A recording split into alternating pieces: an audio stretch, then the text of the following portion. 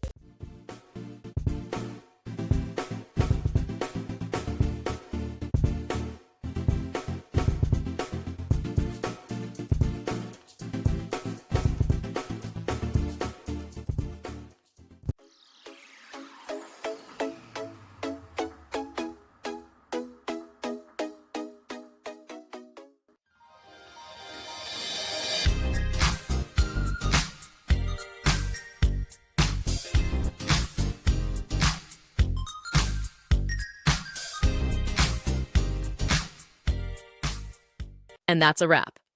I hope you found the answer you were looking for. If you did, take a second to hit that subscribe button. It really helps out. And let me know in the comments which solution worked best for you. See you next time in the debug zone.